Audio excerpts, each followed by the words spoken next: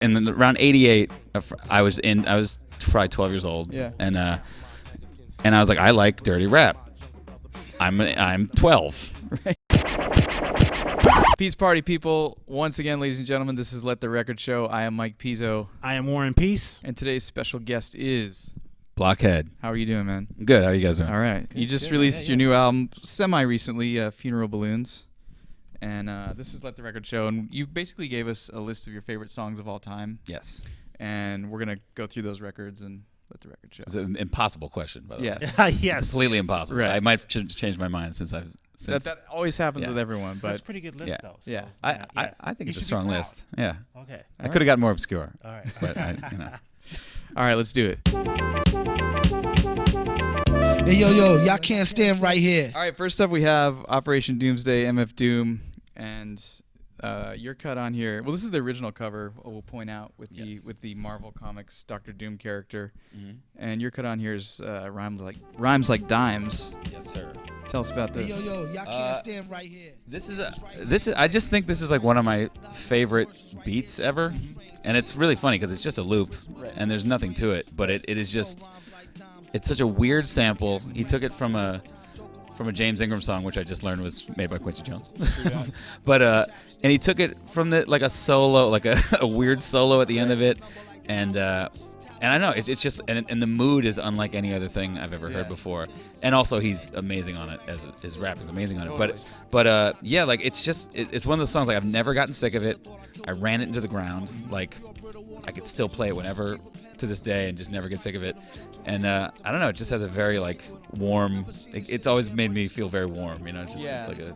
And I like the way that it's almost like he just took that original sample and put it on 45. Yeah. You know, sped it up and This was played a lot at the store, by the way. Yeah, definitely. Definitely, we played the shit out of this album. The funny thing about it is like it's one of the cases where like I heard the sample after I heard the song, and it's like a fairly famous song, but I'd never listened that far into the song because it comes at the end after he's done singing when it's like the musical breakdown.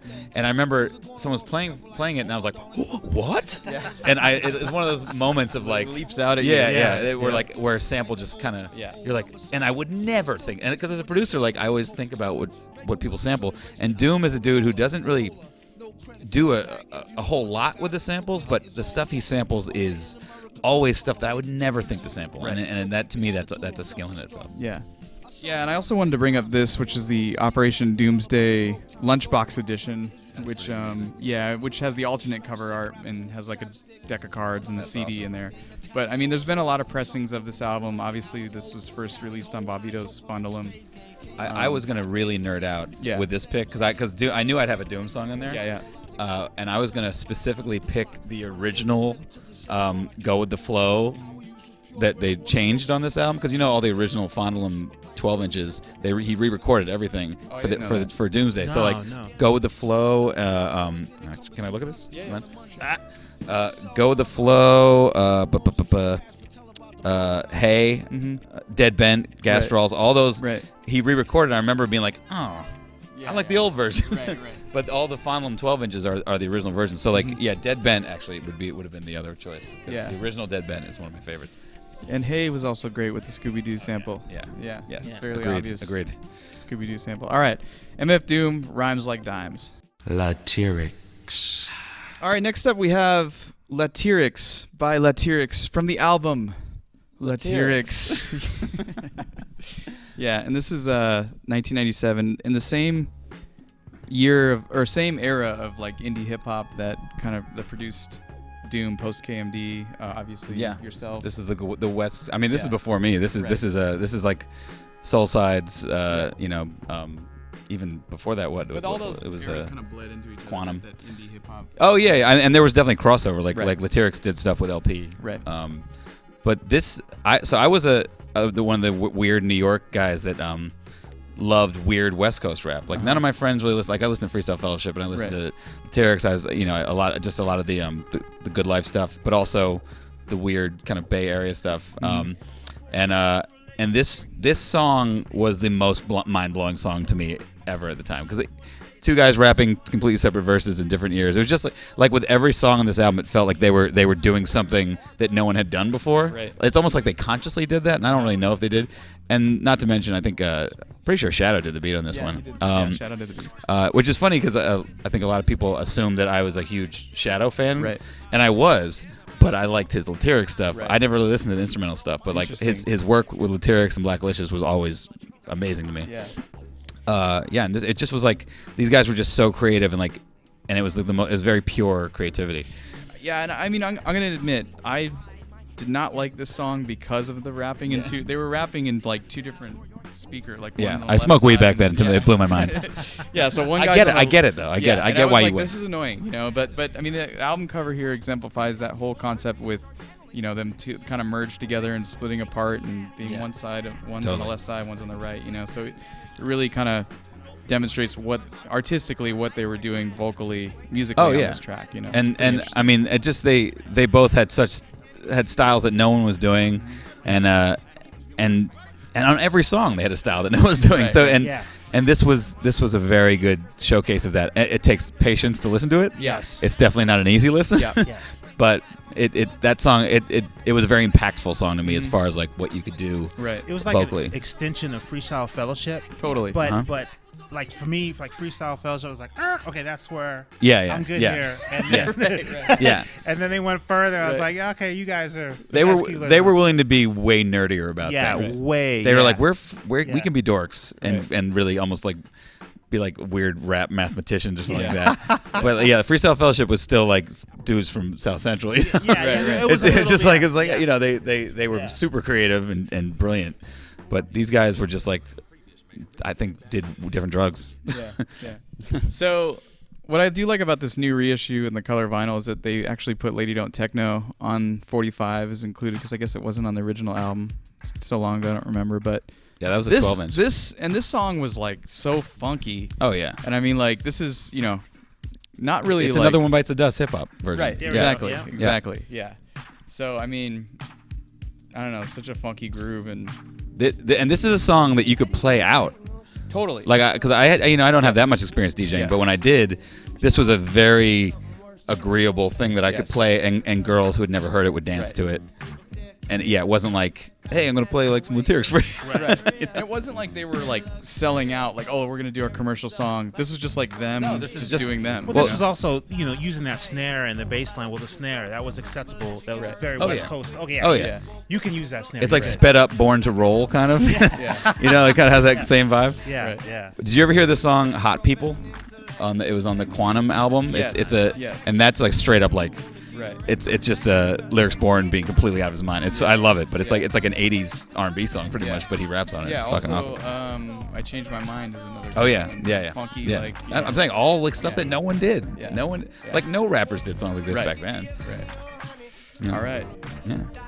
Lutyrix by Lutyrix from the album Lutyrix. Thank you, Lutyrix. Yes. And Lady Don't Techno.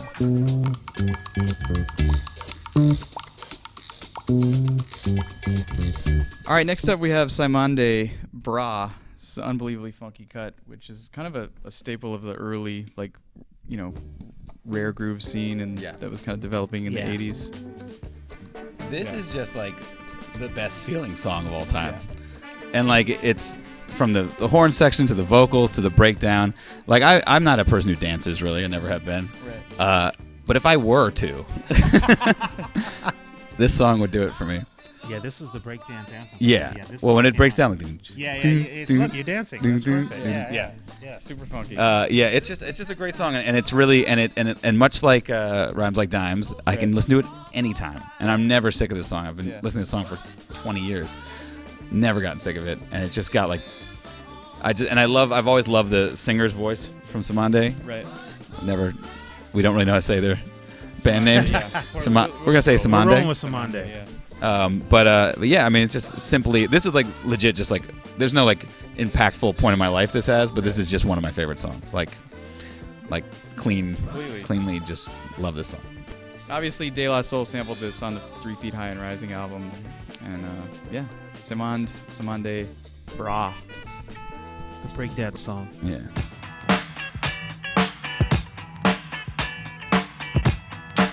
All right, and speaking of De La Native Tongues, we also have the Jungle Brothers, done by the Forces of Nature album. And your cut on here was Feeling All Right? Feeling all right. Yeah. Now this album is easily one of my top 5 albums of all time. I loved it. I discovered it in a really funny way. Yeah. I discovered not this album, but I discovered them in a funny way. Right. A friend of mine, this is like around '88. I was probably 12 years old. Yeah. And I was like, I like dirty rap. I'm 12. Right. I like 2 Live Crew. I Right. like N.W.A. Right. Too short. Too Short hadn't made it to the East Coast, so like I literally didn't hear him until I was like in the end of high school. Okay. But and I asked a friend of mine. My friend's like, "Oh, you haven't heard the Jungle Brothers?" And I was like, "Oh, well, no, why? What are they dirty?" He's like, "Oh yeah, they're really dirty." And so I bought their first album, and I think he was talking about Jimbrowski, Yeah. which Wolfe isn't on dirty. Warlock, Right, on it's Warlock, like- right? Yeah. Straight out of the jungle. Yeah. Which they don't curse ever. Yeah. Like they're literally the opposite of that. Right. But at that point, I mean, it was really like I got the album and I was like, okay, all right, and I just kind of kept listening to it, and honestly, it opened my eyes to this kind of rap. Like before that, just conscious, like kind of thoughtful stuff. Like I liked Public Enemy back then. I liked Big Daddy Kane, but I never like kind of softer stuff, if you will. Right. Like Native Tongue stuff, and they were the first group to come out of Native Tongues with an album. I'm pretty sure. Yeah.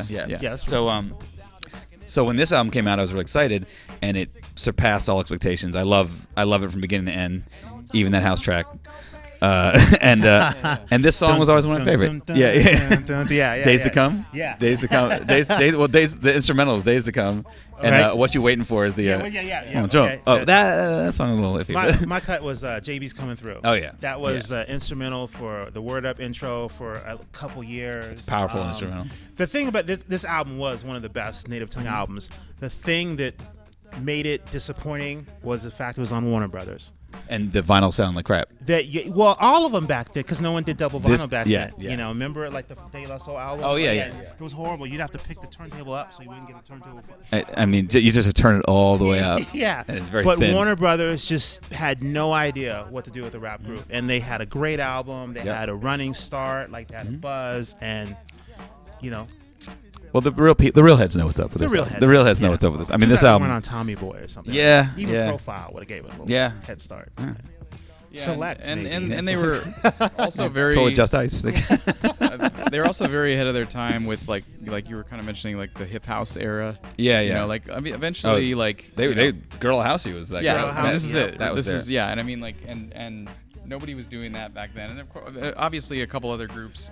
Remember, like Kane had a house song, and everybody kind of had the one hit house joint. After this, I Yeah. feel like after Girl House You, every album had to have a house song Right. and a reggae song. Right. And I think Africa was kind of stuck with the house music well past. Yeah, Like he he- did like- that record with Propeller Heads Yeah. in like the late wow, 90s. okay. That And was good. He too. moved to Europe, and I think he makes house rap to this day. Yeah, that's awesome.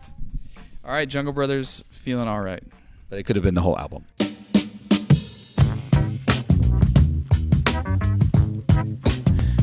All right, so we're back. We're still talking about Native Tongues. Now we're moving on to Black Sheep, Wolf in Sheep's Clothing. This is a classic album, top to bottom, and this is just incredible. And your cut on here was, But in the meantime, but in the meantime, which honestly, when the album came out, was probably one of my least favorite songs on the album. But as time has gone on, I've kind of gravitated to it more because it really captures Drez's bravado. right? Like, I mean, he was a cocky dude. Yeah. Yes. Long too. I mean, they both were. yeah, But Drez was like a, right.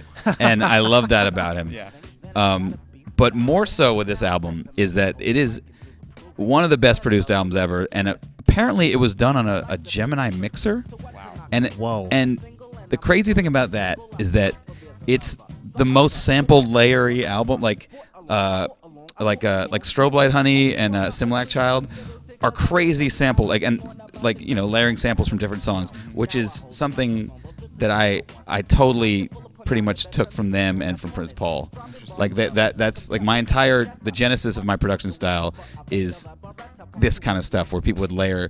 It wouldn't all be from one song. It wouldn't just be a loop.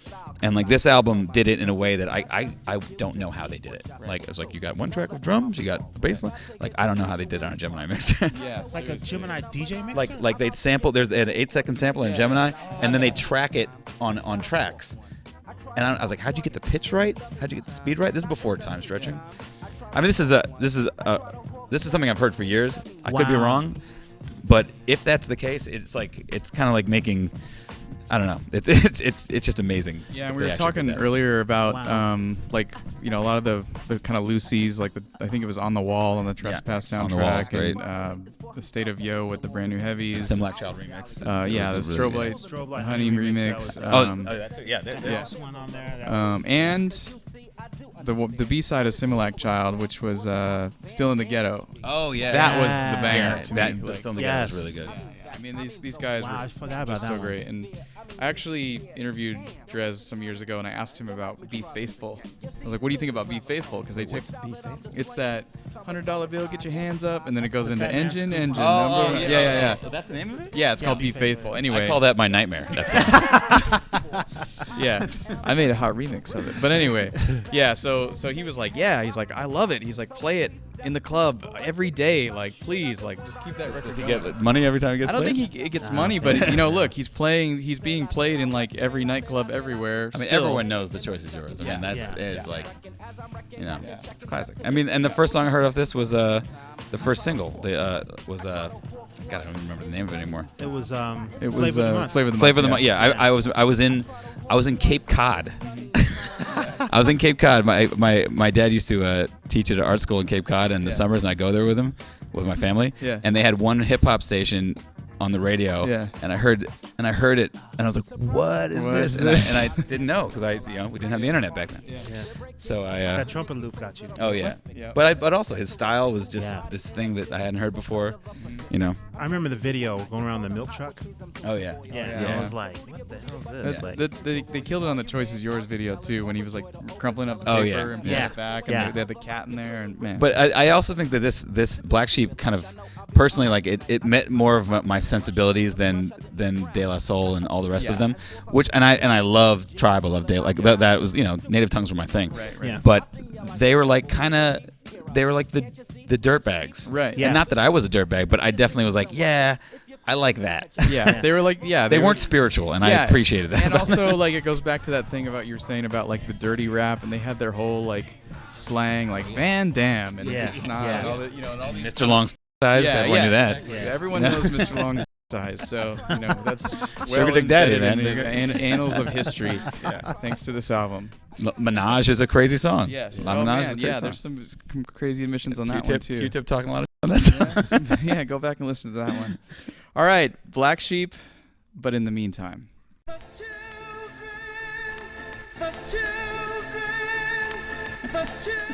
All right, so moving on from Native's Tongues to Juice Crew, now we have Master Ace, Yes. which he changed the spelling later to Masta Ace. He'll always be Master Ace to me. Yeah, but yeah. So we have you picked the B side, which is Yes. Go Where I Send Thee, Yes. and you said there's a snobby reason. There's a snobby reason. So when this came out, I want to say 91, 92, like I was in high school and I was very much like up on my like I knew my I was listening to You were done with just looking for like all the dirty cuss Oh no, words. I was already well into Okay, like right. finding like underground rap stuff. all right, all and right. I was listening to radio shows, I was listening to Stretch and Bob, I was listening to WMIU, if that was I don't even know if that was Yeah. around back then. And what's the other one? Riz Eclipse were doing back then. Were they doing in 91? Maybe not that. I don't know. But there's a Martin Moore, Underground Railroad. Underground Yes. Railroad was, Yes. that was a favorite of mine. So this song would be the song that I'd be like, oh, but have you heard this? Oh yeah, and no one had. right. Because it wasn't on the album. It was a right? B-side. It was a B-side on a single that wasn't good. Mm-hmm. Moving On was like one of the worst songs on a really great underrated album. Right. His first album, Take a Look Around, is fantastic. Mm-hmm. But this song, yeah, and I love this song because I liked. I mean, aside from it just being like this really hard beat, Right. and you've got his boys Icy Rock on it, who are both very underrated, and it had probably one of the first times I heard a really good use of a vocal sample. It had "They Got Children, Go Where I Send Thee," and like that was, and it was probably from like a weird religious record. Right. It was a very creative usage of Right. of a vocal sample, but yeah, this was like I loved this song, but I loved. What made me love it more at that point in my life is that no one else knew about this song. Yeah, and I think two things. One, I think, that use of the kind of odd vocal samples clearly showing up in your Oh, over 100. the Yeah, years, you know? definitely. But also, like, during this era of having these B-sides that were, there was kind of like this exclusivity to hip hop that if you knew about it, it was like you felt like it was yours. Oh, yeah. Yes. Yeah. Share it with people, and then only the people you shared it with were part of the in club. And Yeah. now that everything is just, you can just get Find an Apple anything. Music. No- account, nothing is get sacred everything. anymore, Right. yeah. It's like Yeah. you kind of don't really have these kinds of things so much anymore. So And you appreciated when artists did them Right. because they didn't have to do them, but it also was a reason for people to buy the Right, buy 12 the 12-inch. Yeah. But like, it wasn't just a throwaway track. Like, I don't think this was a throwaway track. It definitely would not have made sense on the Take a Look Around album, or the Slaughterhouse that came after it. or sitting on Chrome. So it was kind of like a perfect Right. medium. It's just a kind of a dark, weird song Right. by Master Ace, who's not a particularly dark, weird rapper. Yeah. Yeah. So yeah, it was a I don't know, always held a place in my heart. All right, Master Ace, go where I send thee.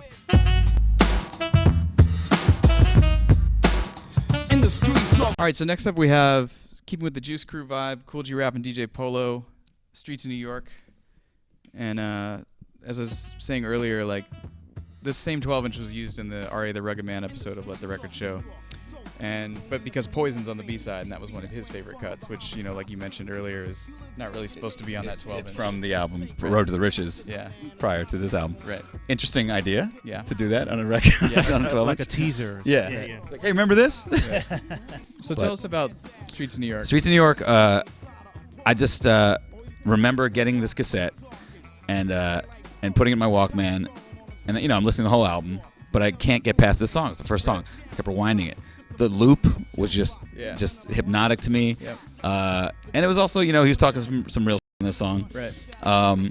Yeah, it was just one of those songs that it doesn't happen to me anymore, where I just hear a first song on an album and I just keep rewinding, and it just grabbed me, and this album was a very defining album for me because Kool G Rap was already one of my favorites, but this one, Dead or Alive, would just put him into the stratosphere for me, and like, I mean, to this day, he's probably still one of my favorite rappers, if not my favorite rapper. And there's also an amazing keyboard horn solo that I could probably sing note for note if I had to. Similar to Chubb Rock's organ solo on Treat 'Em Right. Yeah, that's the part you mix out of. Yeah. Oh, no, you let that ride. you spin back on that. All right, Kool G Rap and DJ Polo, Streets of New York.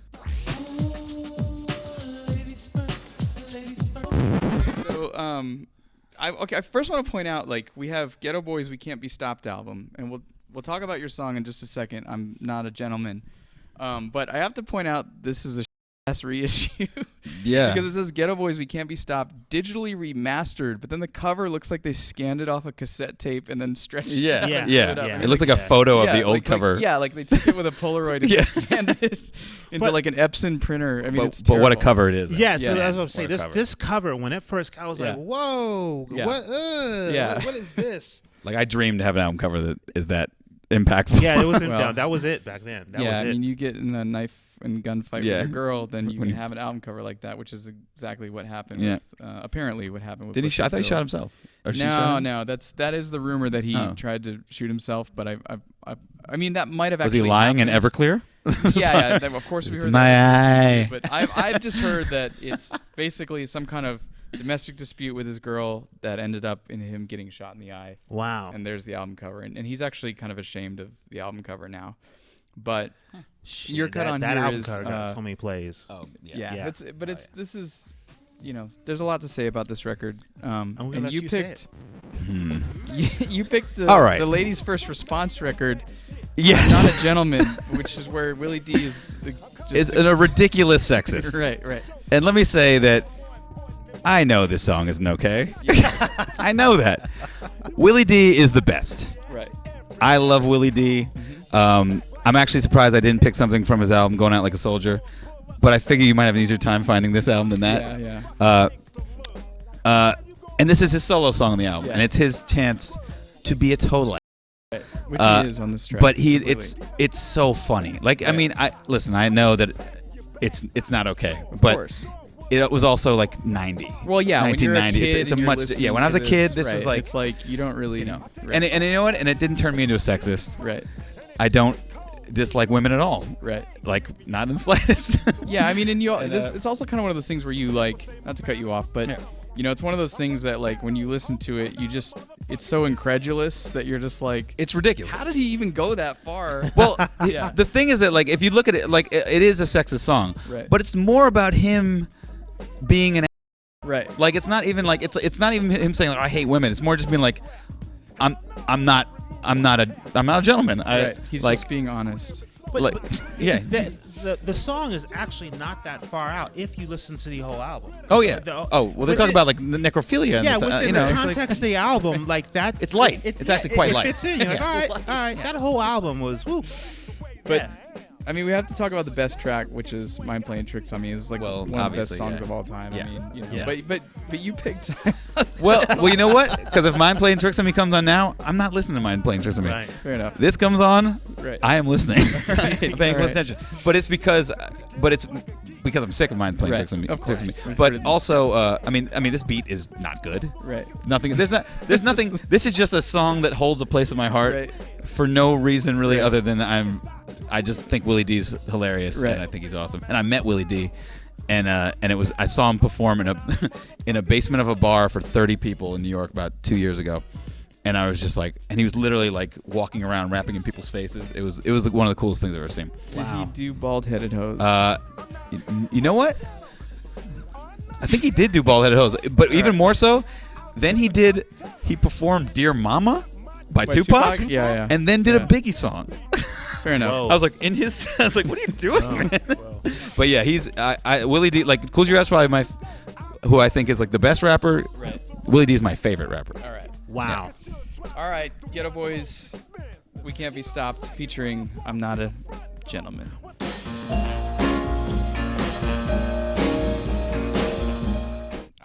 Look, there's no transition between I'm Not a Gentleman and Sad None. Little Girl. It just shows you my versatility as a Right, listener. Right. So you are a gentleman. I'm nothing if not. We I are am a listening to gentleman. Les I'm a gentleman. McCann, Sad Yeah. Little Girl. And tell us about this. Well, Sad Little Girl is it's a song. I'm trying to remember when I first heard it. I think I first heard it in like maybe the late 90s. Right. And I got this I think it was a Verve compilation CD. And I was looking for samples. And this song came on and I was like, "Oh, this is cool." Yeah. And I just kind of it really kind of hit me. It was like one of these, I've gone through many phases of my life where like I just listened to mostly soul music. Right.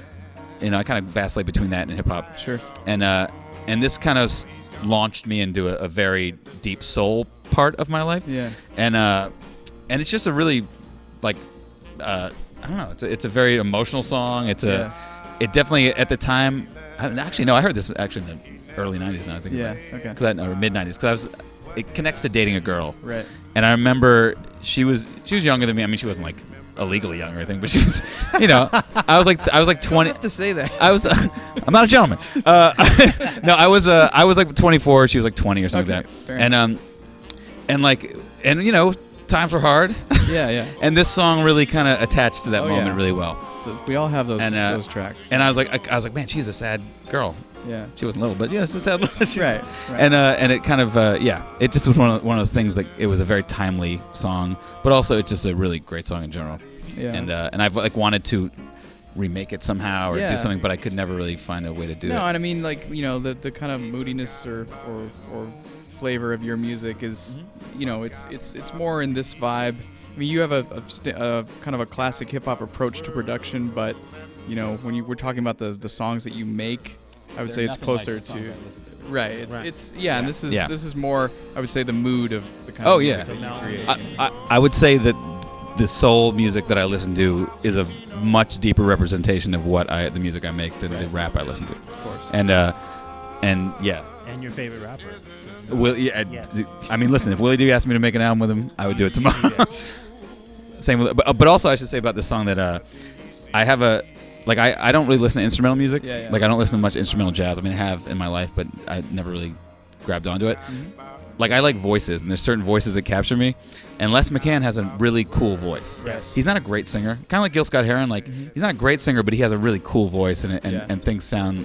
You can feel it in his voice. Yeah. And this song always kind of captured me like that. And it just definitely was like I'm very drawn to certain types of vocals, and this song is like a perfect example of that. All right. Les McCann, Sad Little Girl.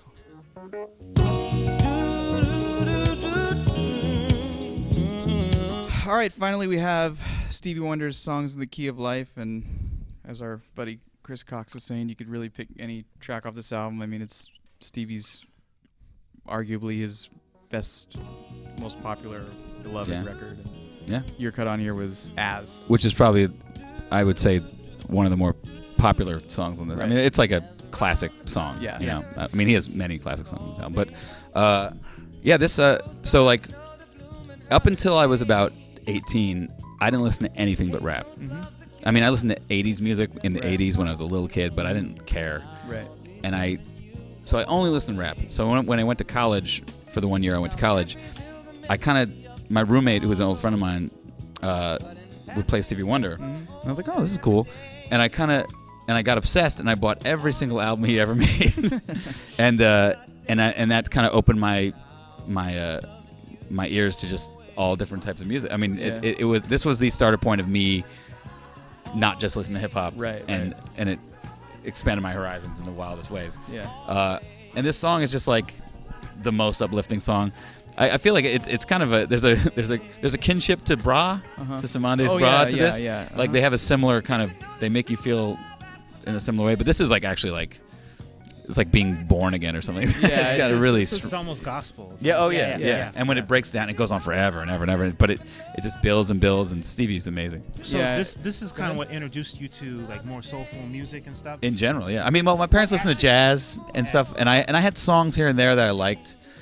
Like I wasn't, like there were random things here and there, but this was like made me be like, I got to look into all this stuff now. So did you ever split off to other genres like rock or I mean, a little 80s, a little bit. wave, I mean, 80s I knew about just because I was live in the 80s, but yeah. But stuff from the 70s and stuff like that. I never was a big rock guy. Like I never was a classic rock guy. Like I've got there's songs by Led Zeppelin I like, but I was never that guy. Like I don't care about the Doors. I love the Beatles. The Beatles were growing up. I love the Beatles.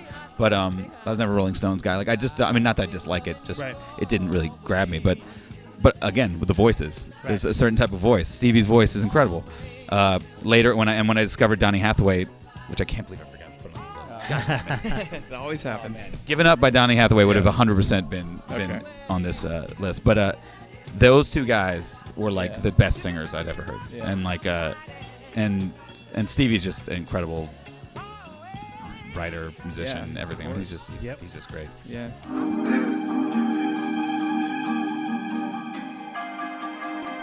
All right, so now we have your album Funeral Balloons, which you released at the end of last year. Is that right? Yes, sir. Yeah. Yes. And Warren. So since then, you haven't really done anything. Nothing. I've done nothing at all. Nothing at all. Willie D. I've done nothing. Just been listening to Willie D. Yeah. So this is Zip It. This is Zip It. Yes. Yeah, this is Zip It. And yeah, this is a great track. And actually, I love a lot of the production on this new record. I mean, I've followed your career for a long time, but you're really experimenting with some new sounds. And tell us about tell us about Zip It and tell us about this record. Zip It's interesting because I usually, when I'm looking for samples, I usually have I have like my own sources. Like I find them. I don't buy records anymore because people who sell samples are too expensive. Right. Like people who work at people who work at record stores who sell rare records that no one else wants for $200 a and I don't support them. So so I was in an Uber and I was sitting there and the sample of this song was playing. I was like, what is this? Like the main sample, which I've talked with a little bit. And I looked at his thing and I texted it to myself. Right. And I went home and I downloaded it from YouTube, and I sampled it. Wow, you downloaded it from YouTube. Yep. Wow. Damn. I took it from YouTube and sampled it. That's the most honest digging story I've ever heard. Wow, that is really good. It's not like I was I'm not in above Nashville, sampling YouTube. And there's this old record dealer, and he had 8,045s, and I was in there for 7 hours. No. I dig in Ubers. I dig in Ubers. I dig online. I don't dig. And I record off of YouTube. And I if I have to, I will. That's okay. I You will. made a dope record. I got no shame because it came out good though. Oh, I'm saying like people like the quality is like no, it's fine. No, it sounds. It's all great. digital. It's fine. Yeah. nothing. But yeah. Sausage fat in your honor. It'll be all right. Yeah, exactly.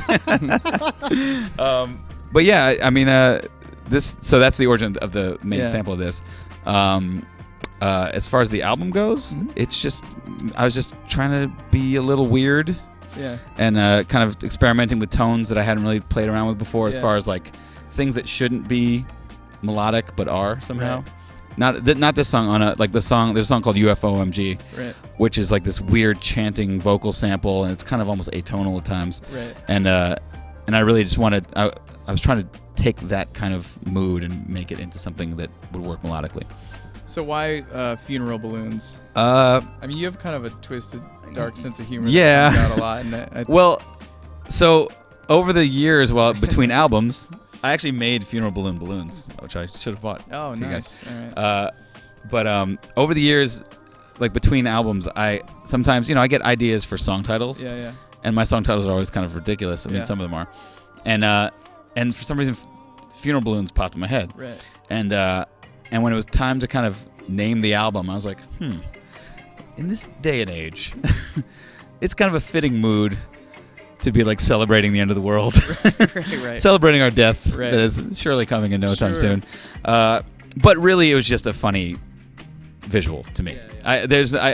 I kind of named it that specifically so people would be like, well, what's that about? Right. It doesn't mean anything. Yeah, I mean, it's an instrumental album. It could really mean whatever you want it to mean. So Right. I'd like to say there's more depth to it, but there isn't. Yeah. Well, I'll say this: if you guys watching are into like chill beats, instrumental beats, like there's a lot of music out there right now that's kind of coming back into fashion, and Block's been doing it for years and does an amazing job, and we're all Thank big you. fans. Yeah, thanks. So, all right. All right, this is Let the Record Show. I am Mike Pizzo. My name is Warren Peace. And today's special guest was... Blockhead. Thank you for being here, man. Hey, my pleasure. All right, we're out. Peace. That was fun. Awesome. Talk about records all day.